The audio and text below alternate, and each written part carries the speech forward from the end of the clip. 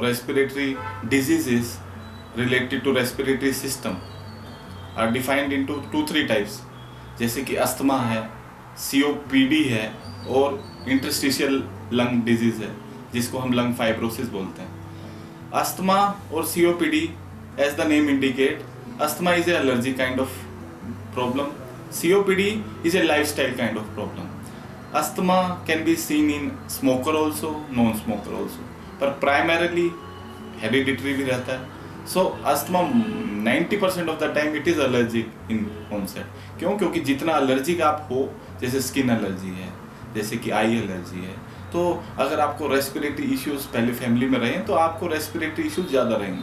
तो अस्थमा के symptoms define करना समझना बहुत ज़रूरी है, क्योंकि कई बार लॉन्ग हमें कफ रहता है तो हम over the counter medicine Honey ले लिया, एंटीबायोटिक ले लिया, एंटी हिस्टामिनिक ले लिया और कफ सिरप बहुत पीते हैं। सो ऐसा हमें नहीं करना चाहिए, बिकॉज रेस्पिरेटरी प्रॉब्लम्स के अंदर कई बार हम डील करते हैं कि ये ब्रोंकाइटिस और ब्रोंकियल अस्थमा ना हो, क्योंकि पेशेंट्स जब हमारे पास आते हैं वो रेस्पिरेटरी प्रॉब्लम्स कई बार हम डिटेक्ट करते हैं कि आपको तो अस्थमा है, आपको तो ब्रोंकाइटिस है, फिर बोलते हैं कि डॉक्टर साहब ये तो पहले नहीं था हमें।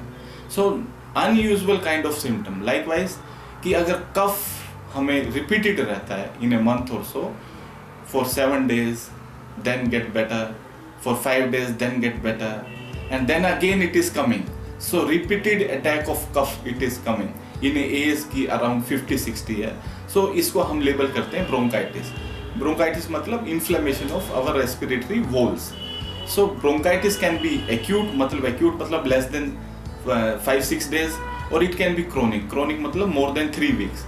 तो क्रोनिक ब्रोंकाइटिस जो भी एलिमेंट रहता है उसको हम COPD बोलते हैं। एक्यूट ब्रोंकाइटिस और ये रेस्पिरेटरी सिम्टम जिसको बोलते हैं, ये अस्थमा की कैटेगरी में आते हैं। तो अस्थमा और ब्रोंकाइटिस को डिफरेंशिएट हम सिर्फ पल्मोनरी फंक्शन टेस्ट से करते हैं, जो कि स्पायरोमेट्री टेस्ट है, जो कि हॉस्पिटल में किया जाता है। It's a computer based test जिससे कि आप vital capacity of lung check कर सकते हो। और ब्रोंकियल अस्थमा को स्क्रीनिंग टूल एज ए आपको अगर देखना है कि हाँ डॉक्टर साहब मुझे ब्रोंकियल अस्थमा है या नहीं है, so get a pulmonary function test done at any hospital. It will take around 2-3 minutes because test is very simple to do। अगर आप कराएं, our lung functions will come and asthma उसका पता चल जाता है। अगर ब्रोंकाइटिस है वो भी ट्रीटेबल है। अस्थमा जो बोलते हैं कि नहीं लाइफ लॉन्ग ट्रीटमेंट लेना, ऐसा नहीं रहता अस्थमा में।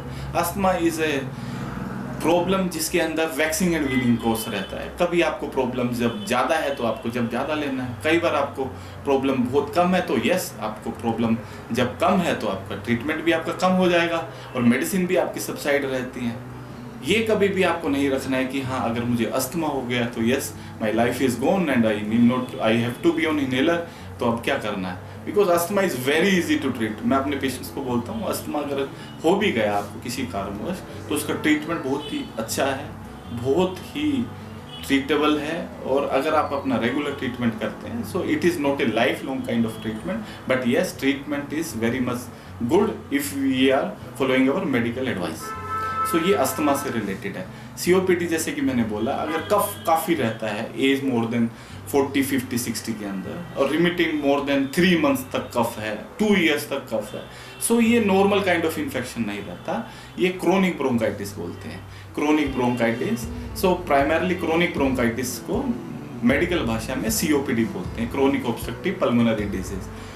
अनलाइक अस्थमा COPD का प्रॉब्लम ये रहता है जिसके अंदर लंग्स आपके इलास्टिक रिकॉइल खत्म हो जाती है। लाइक ए बैलून, अगर आप बैलून के अंदर हवा छोड़ते हैं और वो बैलून डिफ्लेट बहुत ही स्लोली होता है, so this is the problem in COPD, जिसके अंदर blow out of air from the balloon, from the loss of elastic recoil of that balloon is very much slow. So वो balloon inflate रहेगा आपकी body में, जिसकी वजह से lungs inflate रहते हैं। So whenever you walk you feel some kind of weak sensation of breathlessness, और वो ब्रेथलेसनेस अगर हम अवेयर ना रहें, अगर हम डॉक्टर्स की सलाह ना लें, अगर पल्मोनरी फंक्शन टेस्ट से हमें पता ना चले कि हमें 40-50 ईयर्स ऑफ एज में इम्फाइसीमा या COPD है, सो वो हमें बाद में जाके कफ बनता है और सिम्टम्स हमारे बढ़ते रहते हैं। Because unlike bronchial asthma, COPD is a progressive kind of problem, and if we are taking treatment for that, it is very successful treatment and very good results as well. Our quality of life get better और हमारे lung permanent damage COPD के अंदर नहीं रहता। जो तीसरी problem रहती है वो है ILD, इंटरस्टिशियल लंग डिजीज, जो कि इन्वॉल्व करता है around 7-8 disease kind of problem. उसमें एक बहुत ही कंसर्निंग जो हम चेस्ट फिजिशियंस देखते हैं वो first and foremost is lung fibrosis, interstitial lung fibrosis.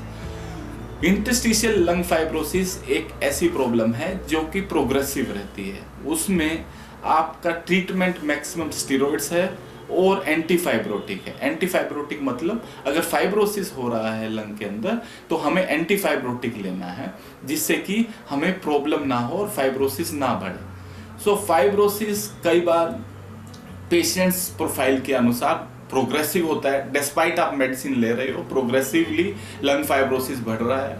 PFT आप pulmonary function test, lung function test आप करा रहे हैं, उसमें रिजल्ट्स अच्छे नहीं आ रहे, आपके सिम्टम बढ़ रहे हैं, तो कई बार रेस्पॉन्सिव टू ट्रीटमेंट होता है। सो वो different to different profile of individuals depend करता है। सो कोई भी लंग फाइब्रोसिस या कोई भी आपको लंग रिलेटेड समस्याएं हैं, अगर लंग फाइब्रोसिस है तो उसमें first and foremost symptom is early onset breathlessness आपको पहले शुरू होता है, उसके बाद आपको कफिंग थोड़ा थोड़ा शुरू होता है। अगर हमारी 40-50 ईयर्स ऑफ एज में हमें ब्रेथलेसनेस प्रोग्रेसिवली बढ़ता है, जैसे कि हम अपनी दिनचर्या चालू करते हैं और हमें कफ बढ़ने लगता है धीरे धीरे। सो हमें first and foremost in any kind of respiratory problem is spirometry, जो कि पल्मोनरी फंक्शन टेस्ट, उससे हम याद कर सकते हैं, हम पता कर सकते हैं कि हमें ILD है, लंग फाइब्रोसिस है, या कोई अस्थमा या COPD है या नहीं है, और निवारण उसी हिसाब से होता है। अगर आपको लंग फाइब्रोसिस है वो भी रेस्पॉन्स टू ट्रीटमेंट है या अनरेस्पॉन्सिव टू ट्रीटमेंट है। अगर अर्ली रिकॉग्नाइज उसको करेंगे तो अर्ली हम उसको ट्रीट भी अच्छे से कर सकते हैं।